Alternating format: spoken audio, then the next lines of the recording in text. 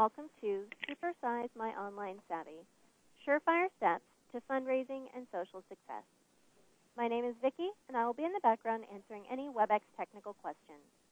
If you experience technical difficulties at any time during this WebEx event, you may contact WebEx Technical Support at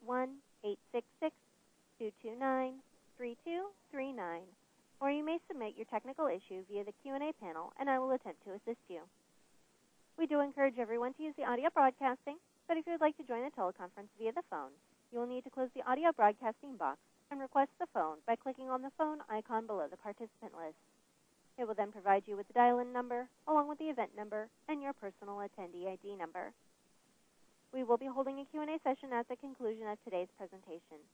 You may ask an online question at any time throughout the presentation today by simply clicking on the question mark icon located on the floating toolbar in the bottom right side of your screen.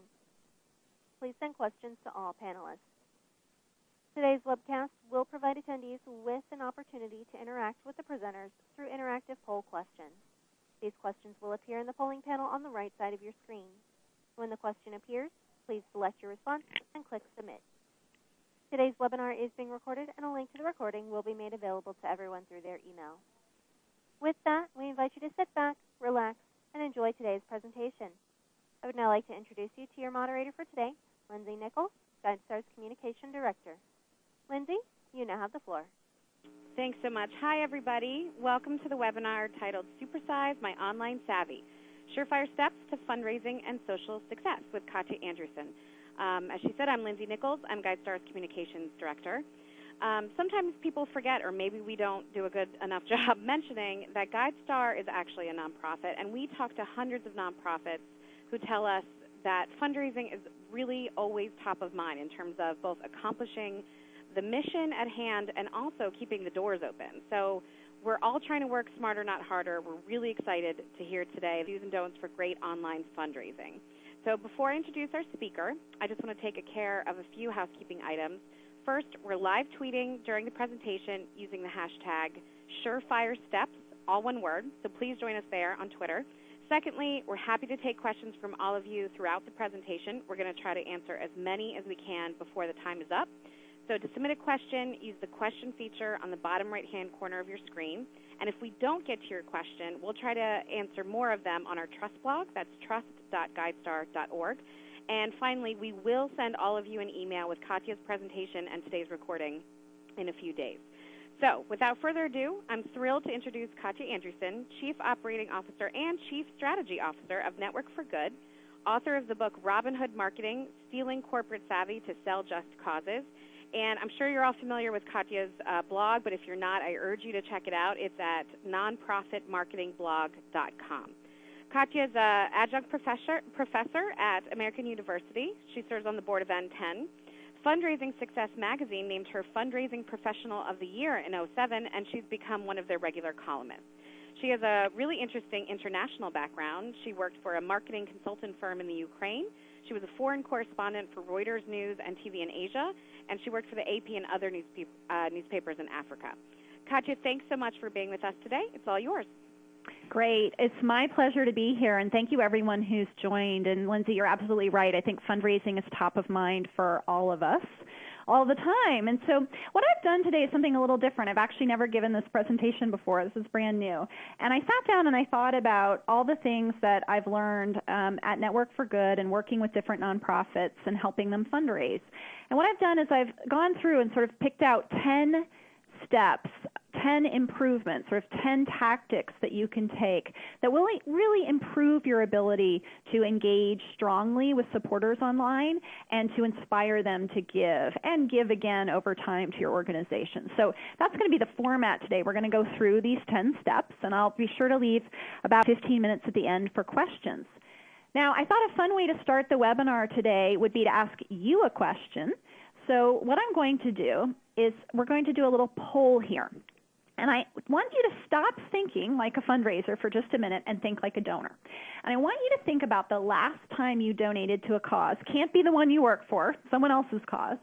And I want you to think about what was the top reason you gave. Now, if you look over under polling there on the right-hand side of the screen, you're going to see several options for why you gave. And I'm going to be quiet for a minute so you can read them. And I want you to click the one that is most describes the top reason you supported that charity.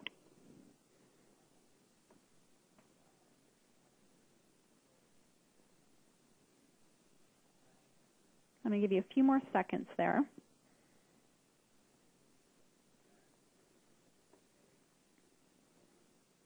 Okay. And what we're going to see here is very interesting results. I've done this, I ask this question a lot when I do public speaking, and I usually get the same answers, and it looks like today we're getting similar ones, which is when we think about the last time we gave, when we think like a donor, the reason is not usually A, the charity said they needed money, right? That's not the most compelling reason. It's usually some personal, emotional reason. And so we had, the leading answer was C, which was I was emotionally touched by the cause. That's really important because that's going to be a big theme today, right? We got to remember that. And then the other most popular answers were the cause directly impacts you in a personal way, or B, someone you knew asked you, right? And then way down at only 9% was you went out and did research to decide where to give. And then we got nothing on, the charity's logo or saying the charity needed money. Now, the reason I wanted to do this poll, I'm really glad the results stand up to everything I usually see, is that it really holds within it the key lesson I want you to take away from today. If you forget everything else from this webinar, remember how you voted as a donor. Because when we give, we usually give for those personal emotional reasons. I mean, here's just a couple examples of where I've given in the past. There's my daughter's elementary school auction. I asked some people here at work the last time they gave in honor of a friend who was raising money to end Alzheimer's through a walk. This is the classic answer because it gets to that emotional, personal place. And the best advice I can give you is because that holds to be true. The most powerful approach to being a more effective fundraiser is to think like a donor. And there's a lot of interesting brain research out right now. We have a much deeper understanding of the psyche of generosity and what prompts people to support an organization. And we know that there's actually, wiring within our brain that explains why we need this emotional, personal connection in order to give. And that is that when we hear or see a person or an animal, something with a heartbeat, and we know that there is a need there, or we feel connected to that other living thing, it ignites the parts of our brain that would be ignited as if we were having the experiences that other is having ourselves. In other words, we mirror emotionally what they are going through. We are hardwired for altruism. We are predisposed to empathy. And so when we start our fundraising with that understanding, online, offline, social media, anywhere, we're going to do our job better. And the science proves it. So the first tip I'm going to give you today, this is tip number 1, is the implication of what I just told you is that we need to switch from asking for money to giving people a way to make a difference. Okay? That's a paradigm shift. And don't forget how you answered that poll, right? 0 people said they gave because the charity needed money, right? But look over your last few appeals. How much were you talking about what your organization needed versus what the donor can make possible? And I hope I've convinced you that that shift can be very powerful and effective because, hey, it works on all of us as givers, and it will certainly be effective with our donors. And a kind of fun way to think about this is there's a guy named Simon Sinek. I hope I'm pronouncing his last name right. It's S-I-N-E-K. And he has a new book about why, and it's meant for professional marketers who work for corporations, but I think it applies a lot to nonprofits as well. And his idea is that the best companies in the world don't start out with what they need or what their product is, right? They make this shift that I'm advocating to the audience. And they ask, at the heart of everything they do, are they answering the question, why should the audience care? Like, what does this product, for example, do for someone's life, right? That's how Apple gets to an idea of thinking different is answering the question why. Or that's how a company like Nike has succeeded so well because they're about achieving our potential as athletes, right? Or it's a very aspirational answer to why. They're not really necessarily talking about running shoes or T-shirts. They're answering that why. Well, I think this really applies to us, and I think this is what I'm trying to say to you about making that shift from needing money to giving people the ability to make a difference.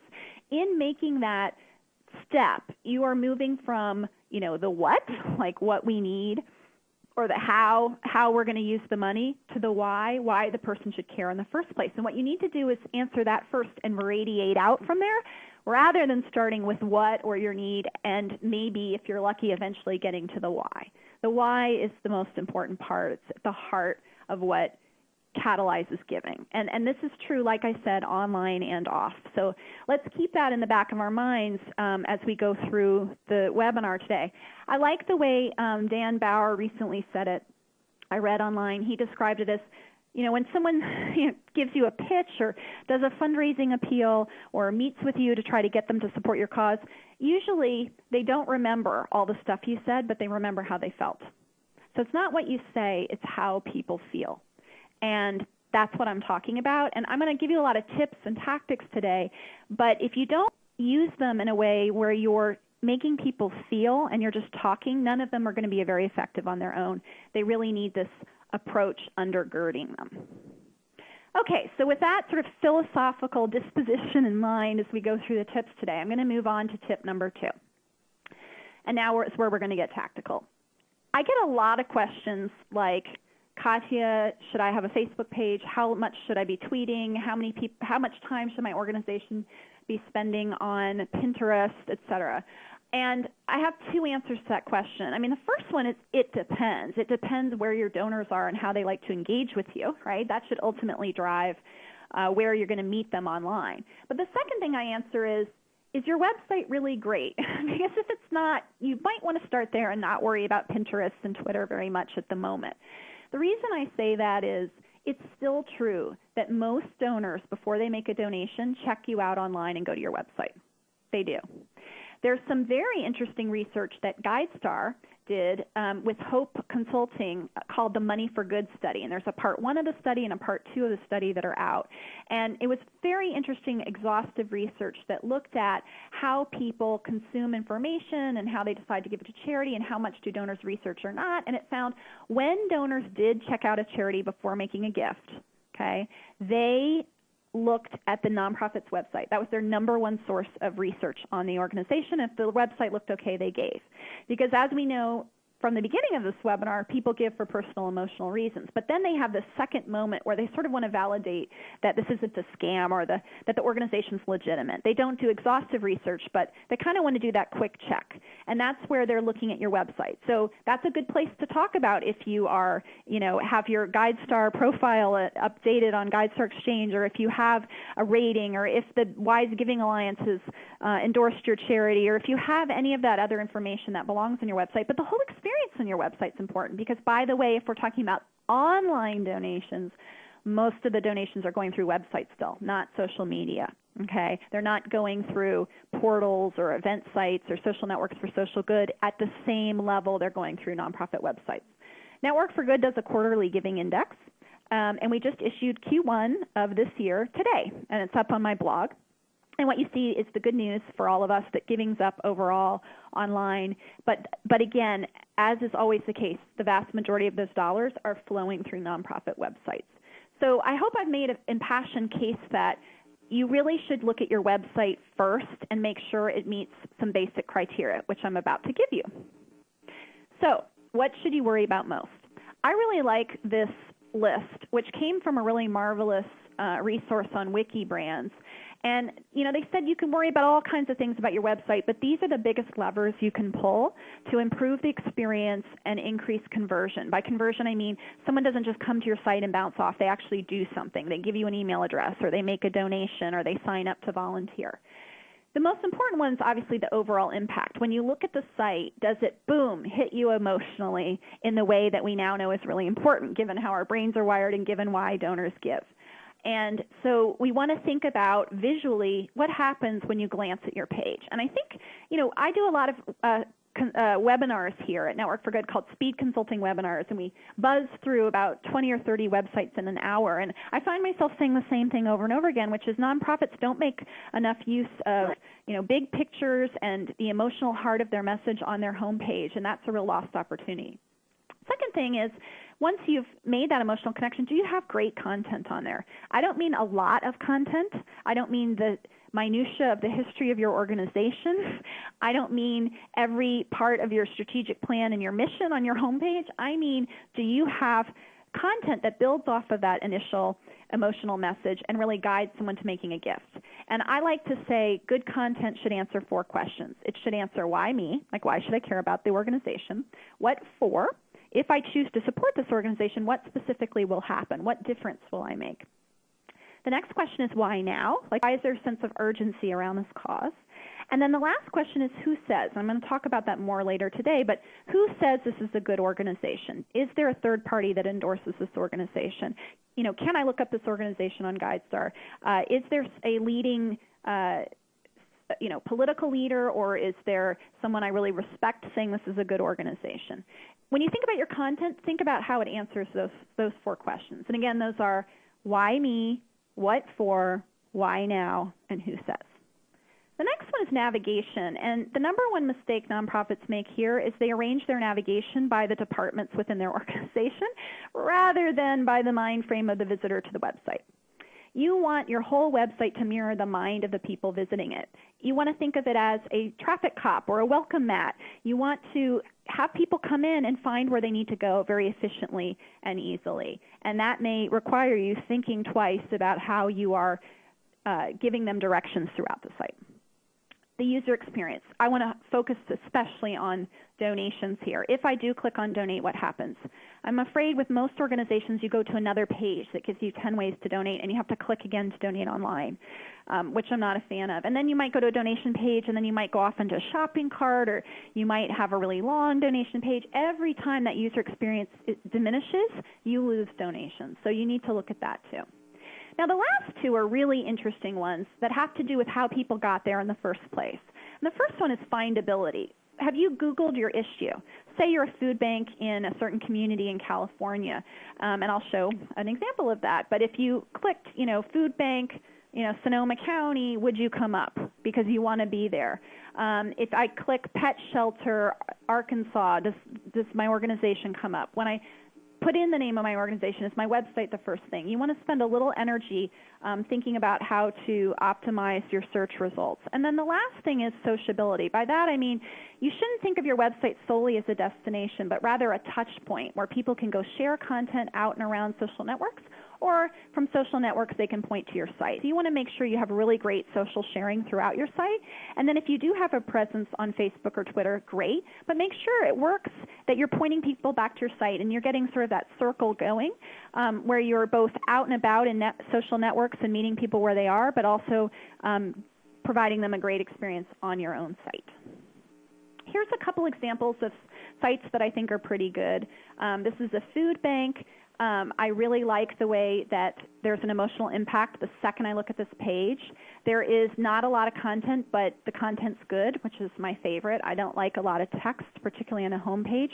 People skim, they don't read online. Keep that in mind. I think the navigation is fantastic, especially the action steps, donate and volunteer, leap out, and then if I want more, I see that right across the top. Really well done. The only thing I would say here is the social media links aren't there, and people have been trained to look for those top right, so you want to think about that on your home page. And I'm going to get into donation pages a little later specifically, but for now I'm going to touch on these home pages. This is another one of Network for Good's customers, the Maryland Zoo in Baltimore, home to, I think, the largest collection of African penguins in North America, and they had 4 baby penguins born in February. I think this is a great page.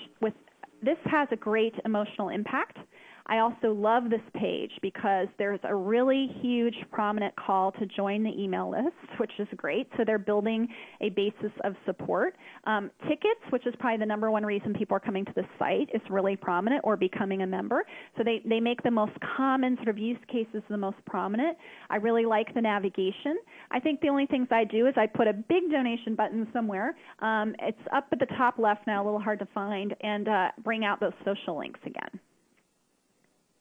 Okay, now tip 3 sort of follows on a bit about what I was talking about in terms of home pages, which is we really need to make a stronger focus on imagery. We all work for great causes, and there are amazing ways to capture that visually. And when I talked about how the brain is wired, and I talked about the need to forge emotional connections quickly in our online engagement, there's no better way to do that than with imagery. You know, the old saw about a picture worth 1,000 words is absolutely true. And when we gaze into the eyes of a child, or we see a really cute puppy, or we see a really engaging picture of someone in action, that really does affect us. And I'm going to give you a couple pointers on imagery. One of the first is that you're better off with a picture of one person or thing than you are with a crowd or many. And this is particularly true online. And the reason for this is that when you're trying to get people to relate, they do so on a one-to-one human scale. And there's been a lot of research actually around when you start talking about larger numbers of people or showing larger numbers of people, it actually decreases the amount people care and lowers their engagement level. And so I am a big advocate of just one, maybe two faces on that homepage, or, again, animals. And I get a lot of questions about, well, I work with abused children, or I work with an advocacy organization that preserves public lands. Like, how am I supposed to put a human face on that? I think there's always a way to do that. If it's sensitive to put pictures of one person up on your site because of who you work with, say you work with victims of domestic violence, you could always have a great picture of a volunteer at a center with a quote about why they love working there or why the cause matters. That's equally compelling, and it helps with the privacy issue. If you work for an organization that does something rather abstract around policy or advocacy, why do you do it? Well, you do it because at the end, it means something to some person, right? Human beings, or you wouldn't show up every day. Why does the environment matter? Can you have a picture of someone within a setting that tells that story? I want to give you a couple of examples of this done really well. I love this organization, Gift of Life, and they have, I think they're up on Pinterest, and I know their website is fantastic. They have these reunions every year where people meet the donors who gave them blood marrow donations. So this is a time when it's really great to have two people in the picture. So here you have the recipient and the donor of the bone marrow together meeting for the first time. And if you just look at that picture, that says so much about the cause online. I see that, and I want to click. I want to make that gift when I see that. Whereas if I told you in words, oh, we match, people who are willing to donate bone marrow with people who need it, that just doesn't have the same impact as looking at this picture at all. And so you always want to use imagery in that way. It's very, very motivating to people. And I said this is particularly important online. The reason online is because online fundraising is great. You can get people in the second they feel that emotional tug and ask them for a gift, and they can be clicks of a mouse or clicks of a cursor away from taking action. And that's not true with direct mail, and it's not true with some other forms of outreach, but it is on your website, and that's why you want pictures like this and stories like this, and you want the donate button right there, and you want to get out of their way when they're ready to give and make it really easy to do so. There's some great photos that TechSoup collected. They did a digital storytelling project, and they put the winners up on their site. This is just one example. This is a great image. You can tell it's about community gardens. You see the woman in a wheelchair. You see how she's looking at you. You understand everything important about that cause in 2 seconds. So this is another great example. And if you want more inspiration, you might want to check out the digital storytelling site. Okay, I'm going to move on to tip number 4 here. Remember when I told you about those 4 questions you need to answer in your content? Those 4: why me, what for, why now, and who says. And that who says one, that last question, is a real killer. I'm going to tell you why. This has even changed since I've been at Network for Good, which has been 7 years. We are currently at an all-time historic low of trust in institutions. It has never been lower. So people do not particularly trust what government says, what companies say, and what charities say as well. I'm reviewing a book right now called Likeonomics by Rohit Bhargava, who teaches at Georgetown, and he talks about sort of trust and influencing behavior through likability. And, he calls this the Believability Crisis, which I think is a good term for it. What I'm getting at here is if we're the only people speaking for our organization, we may not be the most effective messengers, and we certainly shouldn't be the only messengers because of this believability crisis. We're going to do another fun poll. This is a really fun one to think about the believability crisis. So think about the last time you planned a trip. I bet what you did was you checked out on TripAdvisor or somewhere online where to stay or what airline to take or what to see, and you looked at reviews, right? And if you look at this page, there's a W Hotels ad on the left, and then there are personal reviews from people who talk about a Westin Hotel, for example.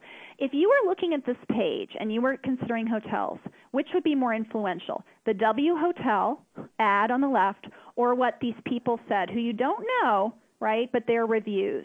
Or let's throw in an official website from one of the hotels. Out of those three things, what do you believe the most when you're making a travel decision? So go ahead and click on one of those three.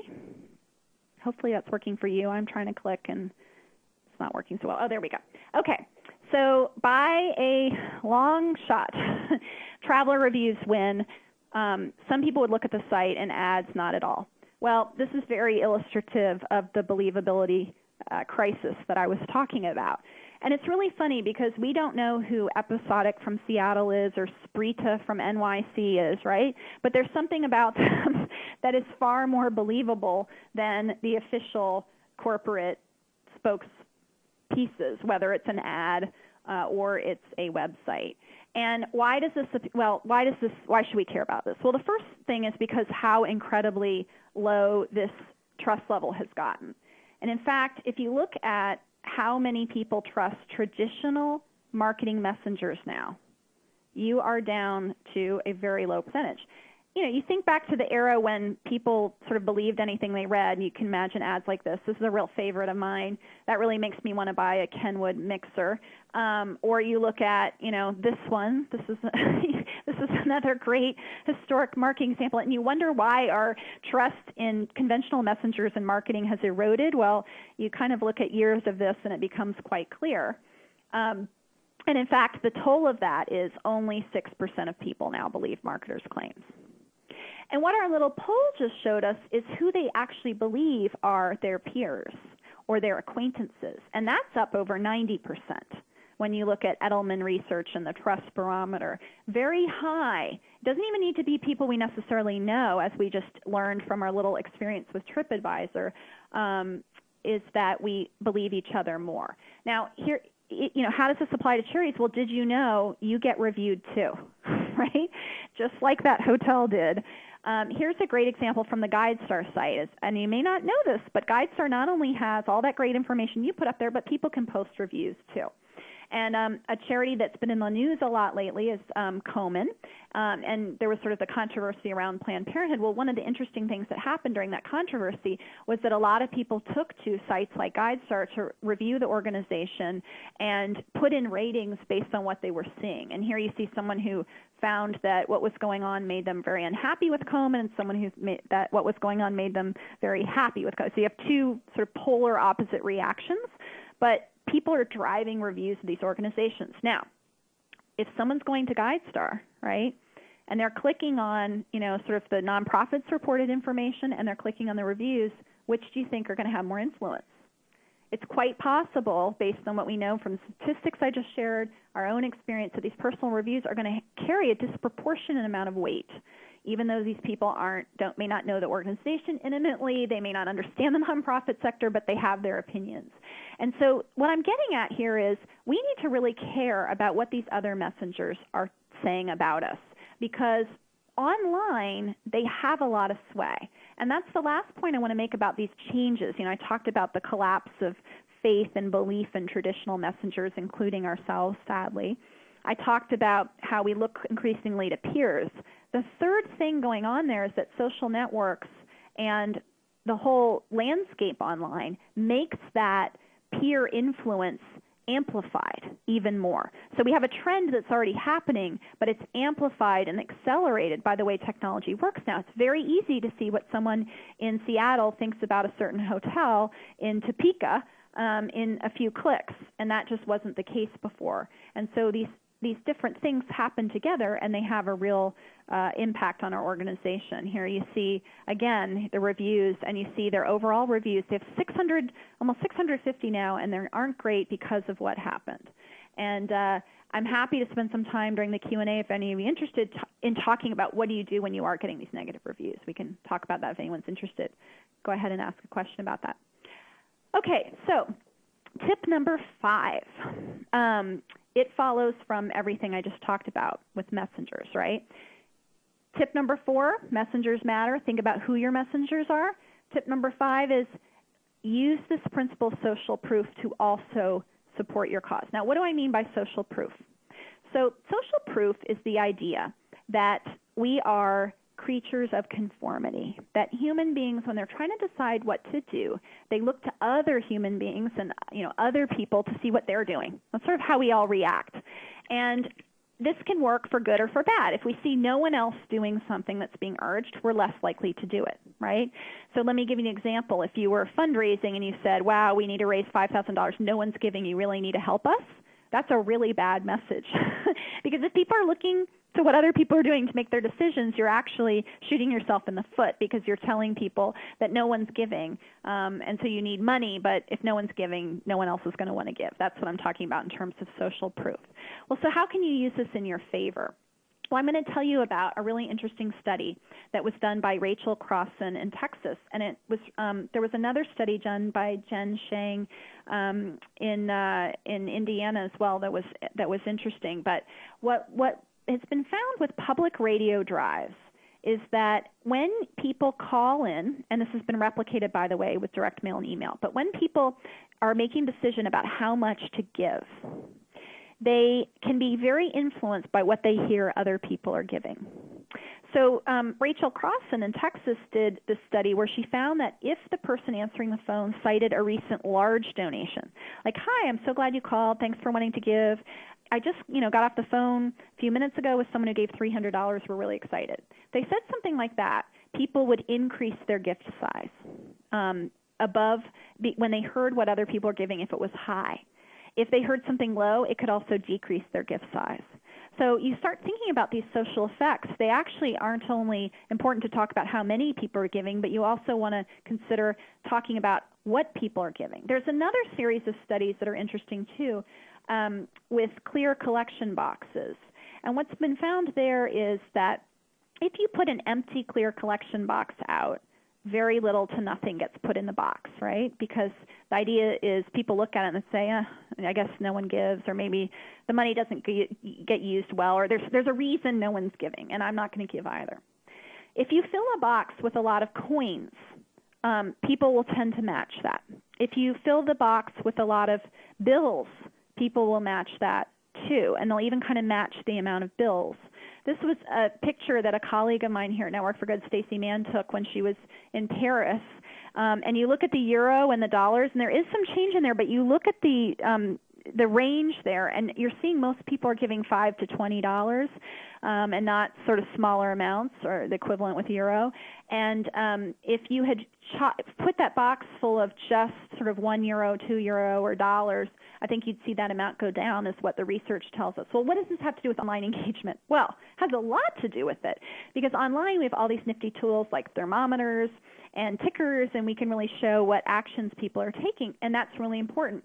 What I'm saying to you, though, is because of how powerful social proof is, you want to be very careful about how what you show other people are doing. So if you have something like a thermometer, or you have a ticker, do not turn it on until you have a certain number of people who have given. Otherwise, you're going to have the empty box syndrome. The closer you get to goal, the more people who will participate. And when you set the suggested donation amounts, or you talk about a number that people have given recently or that a lot of people are giving at, remember how powerful that is.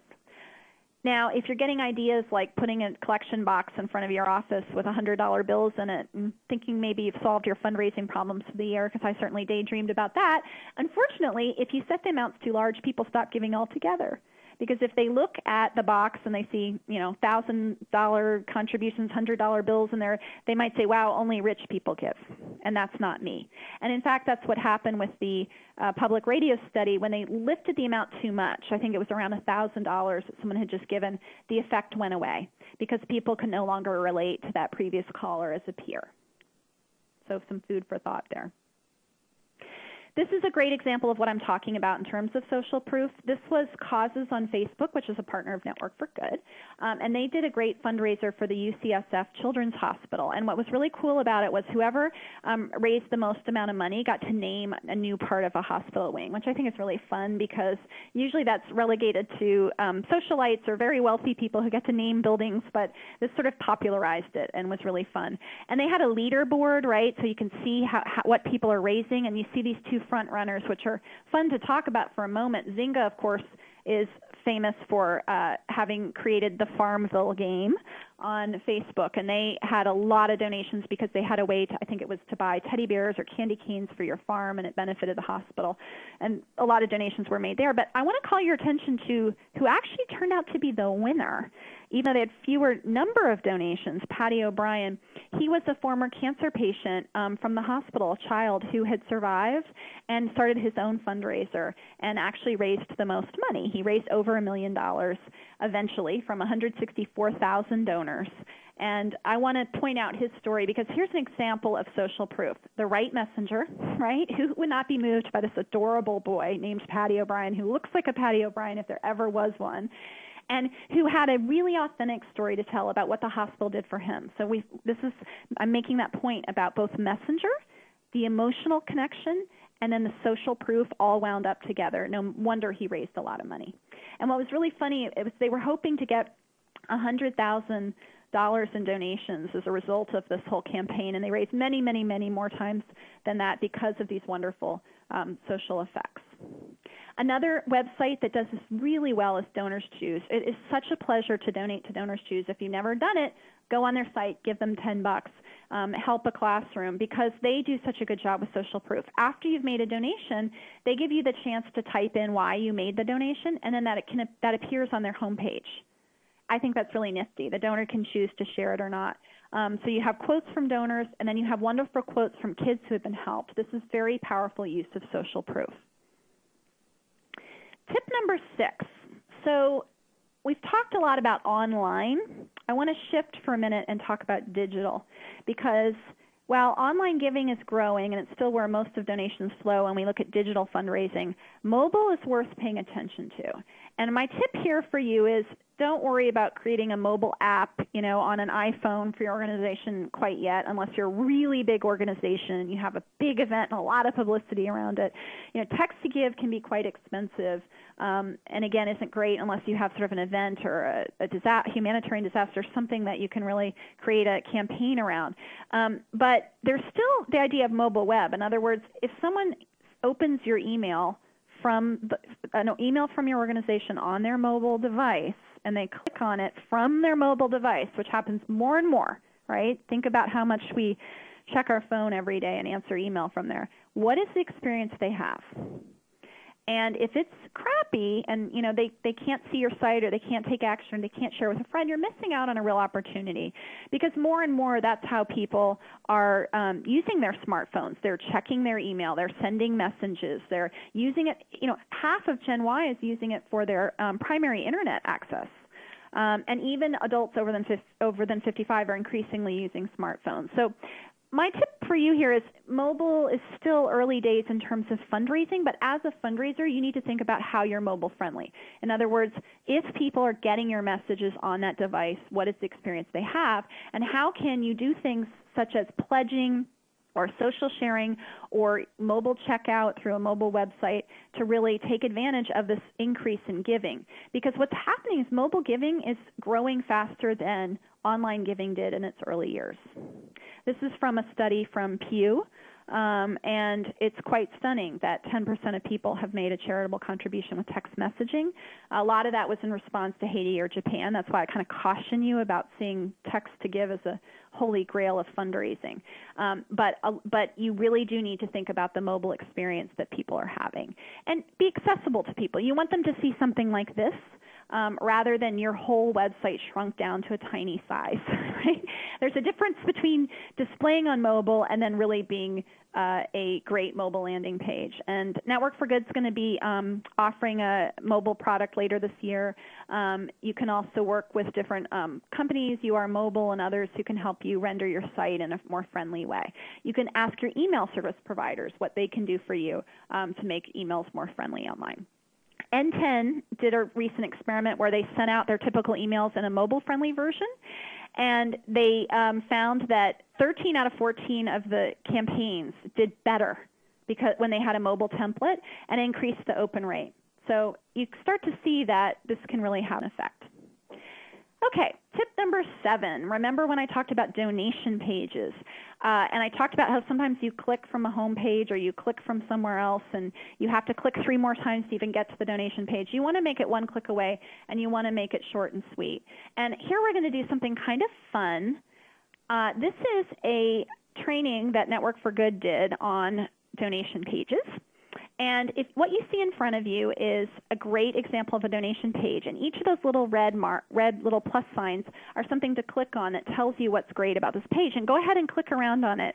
You should be able to click around on this yourself, not just me. Click on whatever you want. But some of the things that are good here are the logo and navigation. I feel like I never left Aid for Africa's website when I click on Donate, which is really great. They have a nice call to action here, reassuring text about where my money is going to go, which I really like. They have a nice short donation form. They have different donation amounts, which are really clear. I'm sure they've done good research on how they came up with those. I love that they ask if you want to make that gift recurring. We strongly recommend that. Why ask for a one-time gift when you could ask for a recurring gift? They give donors the opportunity to give the gift in honor of someone, which is really nifty. So you can click around there just for a moment. And then, of course, one of my favorite things about this page is the big compelling photo. And again, I talked about photos of one people, photos about pairs of people. This is an organization that helps families, so I really like the mother with the baby. So I'll give you 1 more second to click around a bit there. Okay. I'm going to go back to the webinar. We're trying to go back to the webinar. There we go. Okay. So if you're interested in exploring this, that's a kind of big bad URL, but it will be in what we send out to you. I also have this posted on my blog, so if you search under donation pages, you'll find it on there if you want to play around with that some more. So tip number 8, this is sort of back to where we started with, saying you need to work on your website isn't very exciting. Saying you have to work on your email isn't either, but it still drives most online donations.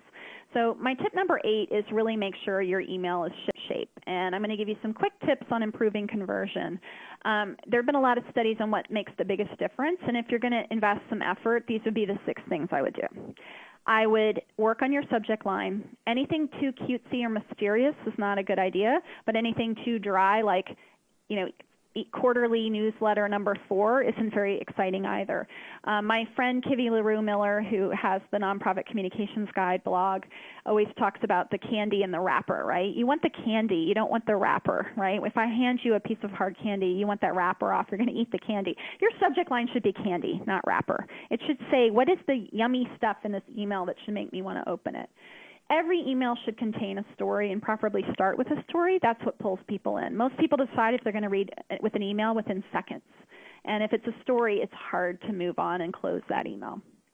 I encourage you to keep emails reasonably short because it's hard to look at a really long email. People tend to skip over it, which gets to my next point about being easy on the eyes. Have 1 call to action in your email and make it over and over again throughout the email with different places to take that action, 1 click away. This is really important. I get a lot of e-newsletters that have 9 news articles, about 7 calls to action, and it's overwhelming. And what happens when you put that many options in front of people, they make no choice at all. And so you want to keep that really simple. All right, I have 2 more tips to go, and I'm going to wrap this up quickly because I want to take questions. Tip number 9 is about Slacktivists. I'm sure you've heard a lot about this idea. And the idea here is that it's not an activist. It's more of a person who isn't willing to really go out and demonstrate and do a lot for you, but they might sign a petition or they might click on something to have a penny go to breast cancer research, for example.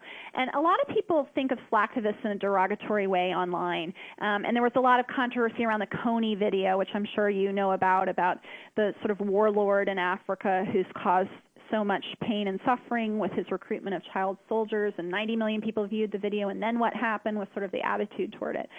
And I want to tell you that I think you should pause on that. If people are liking your Facebook page, or they're tweeting about you, or they're taking little actions for you, I don't think you should just say, oh, those are Slacktivists, let's move on, I got to go ask other people for money. I think you want to look at this through the lens of Slacktivists. If you do a good job building a relationship with them, that first little action they took means that they're more likely to take other actions later. It also means they might be the type of people who are willing to do a lot of other things for your organization.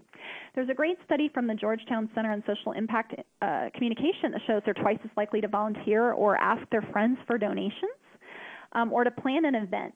So you really want to think about when people like your page or whatever, what is the path of engagement they have through your organization? What are the next steps they can take that are going to make people want to engage with you at a deeper and deeper level? And I really blame nonprofits for Slacktivists who do nothing. I think, I looked at the Coney video, I did some things, I got very little engaging email back, I got very little interesting information about what to do next, very little follow-up that was compelling. Now, there was a lot of other things going on at the organization, but my point being, if you get someone to do something, don't give up there. See if you can lead them down a path of further actions. And the last tip is don't forget that the most important thing of all, particularly online, particularly with people who have taken action with you, Slacktivists, people who have donated through social media, you want to keep them doing more things. And the easiest thing to do as a fundraiser is to keep the donors you have rather than finding new ones. And did you know the number one reason people quit giving to a charity is the way they were treated by the charity? They weren't thanked. They got lots of appeals without information on the difference their gift made. So I'm going to start taking questions, but while I do that, I'm going to leave up on the screen for you a thank you template to inspire you to go back and look at how you thank donors. Are they getting a tax receipt? Or are they getting a nice letter or email that addresses them directly, tells them a story, expresses lots of gratitude, and has a real person's name on it? It would be great to have it written in the voice of a beneficiary or volunteer when we think about messengers, but really do a better job on cultivating the donors you have, and that's the number one way to supersize your engagement with them.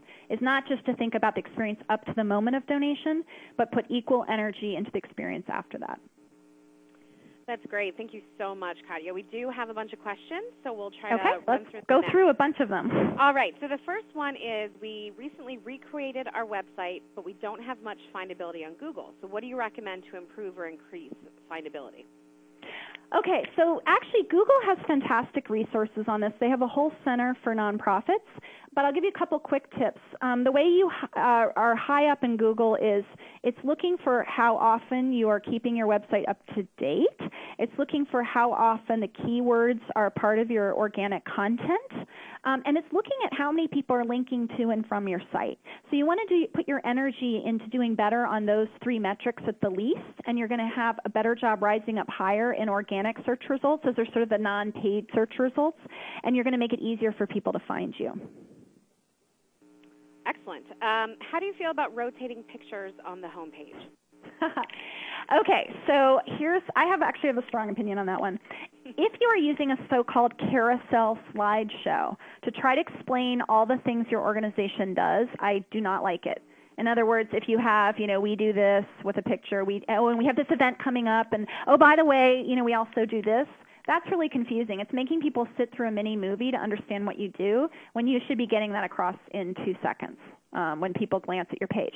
If you are an organization that has amazing images and you have one idea or one statement about your organization and you show a few different wonderful pictures of people to reinforce that, and it's quite simple, then I think it can be very effective. Love it. That's great. And to that point of what is too much, how many emails is too many? Go ahead. Said the United Way suggests that once you get 5+, donors don't respond, and 2 might be too few. So is 3 to 4 the magic number in a year? I think that there is not a magic number in general. It depends on how great your emails are. If you are writing an amazing email to your donors every month telling them a fantastic story about a difference they made, I think they'd be really overjoyed to get 12 emails. If you're talking about fundraising appeals, then I can see maybe why you may be more at the 3 or 4 level, although that does sound a little low to me depending on how good a job you're doing with engagement, right? But if you're sending boring emails and all they do is say, we need money, then 1 is too many, right?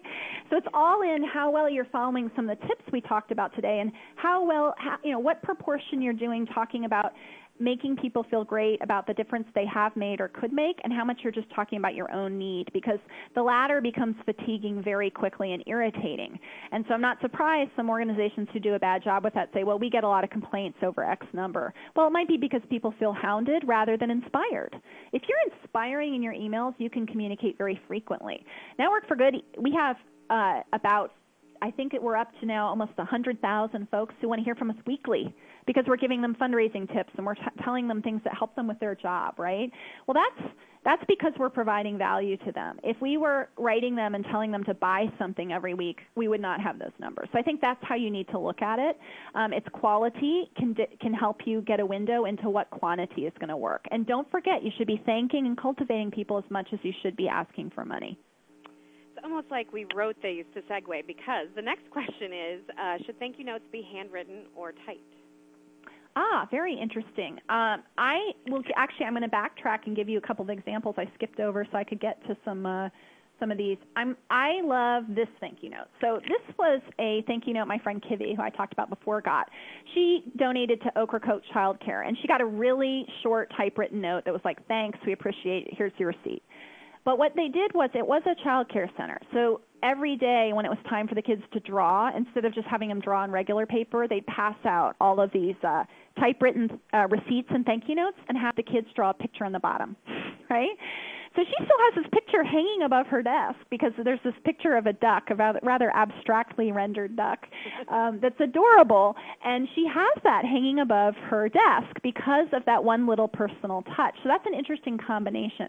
I'd say there's no hard and fast rule. I think a handwritten note always wins for me, or a drawing.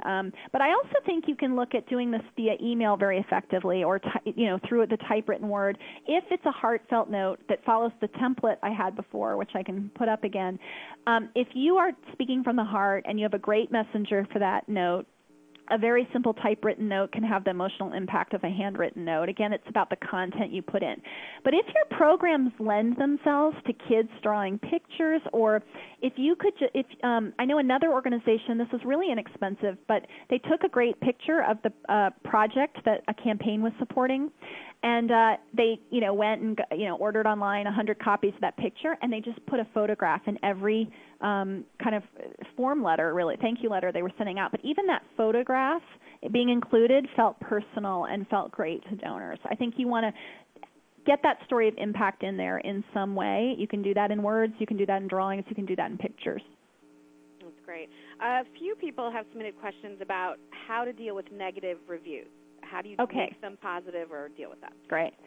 So I deal with this often. I love Network for Good. I think we're a fabulous organization, but sometimes people have complaints about us, like maybe we took too long to call them back or whatever, and they take to Twitter or our Facebook page usually to express that. Or I've also had folks complain about maybe they've disagreed with something I blogged on in my blog. So here's my few tips on that. Number one, take a deep breath, because I'm human too, and when I first read that criticism, it's really annoying, and you kind of want to fight back or tell the person they're wrong, or you get defensive. And so it's important to take the seconds, or if you need minutes or hours, to get in the place of where you can, in a heartfelt way, thank the person for their feedback and be completely non-defensive. Because the first thing you want to do is make people feel heard. And you want to do that publicly in the place where they complained. So if they complained on your GuideStar review page, if they complained in Twitter, or they complained on Facebook, that's where you reply, in that place. that means that you can maybe contain the conversation there. You don't need to issue a press release if someone made a bad YouTube video, right? You want to respond where they are complaining.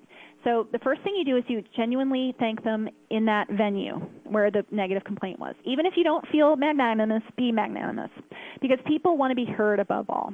Second thing is to tell them to make them feel heard, right? Not just thanking them for their input, even if it's, if it's anything short of abusive, keep it up there, and say, I'm so glad you took the time to tell us. Let me see what I can do to remedy that. If you've done something wrong, you want to talk about how you can fix it. If you have a philosophical disagreement, like with Komen, right? Komen took a long time to respond, a long, long time. There were literally thousands of messages on social media before they responded. And it was not in a non-defensive way. And it was actually with a video, right, that discouraged conversation. What you want to do is get right on there and respond to people in the moment as quickly as you can with social media, and to say, thank you so much for expressing your opinion. We really hear you. Here's where we're coming from right now, but we're listening. Even that can help diffuse a crisis. It's not going to make everyone happy, but listening is important.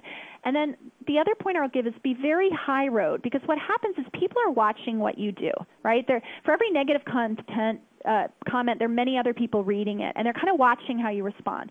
And even if you can't please that one person, if you are high road and non-defensive and transparent and authentic and honest, and you say, you heard them and you talk about what you're doing, that is powerful, and other people see that and respect that. And so it almost becomes sort of a meta public relations exercise for the people watching this exchange. And I have to tell you, I've yet to have a particularly negative experience with those pointers. I follow those, and usually the person feels satisfied, or if they don't, other people see it and might even come to the defense, to my defense, or to the organization's defense. That's great. I think we have time for one more question. So I think a few of us are wondering, how do you use social media mostly to build trust, or can you ask for money on those mediums? Okay, so social media is primarily a relationship building exercise. So it's not a fundraising vehicle, right? It's a place where you build relationships, get to know people. That doesn't mean you can't fundraise. All I'm saying is you have to have a relationship before you can fundraise. So you want to focus first on building relationships. Second, it can be effective for fundraising, but most usually if you put the fundraising in the hands of the people who are your champions online. So rather than you going out and hitting up everyone on Facebook, you want to recruit people who love you on Facebook to go out to their circles of influence to raise money for you. And that's the model we see as effective. We process donations for causes on Facebook, now causes.com, but the number one source of donations was birthday wishes. People saying, hey, it's my birthday, I'm raising money for this cause. Or you look at successful social fundraising models like CrowdRise. Those are all based in this idea of people going out to their own circles of influence. It's like Patty O'Brien, who I showed you. So you need to build the relationship first, and then you need to get the right messenger, and that may not be you. It may be some of your biggest fans and advocates. That's great. I think that's all the time we have for now. Thank you so much for being with us today, Katya. We're so appreciative. My pleasure. And if there are any unanswered questions, I'm happy to respond to those wherever you would like me to. Oh, that'd be great. We'll send them your way. So definitely, if you could check back trust.guidestar.org in a few days, hopefully we can get some additional questions answered. And you can find Katya on Twitter at KatyaN4G. And we hope to see you all again. Thanks. Have a great day.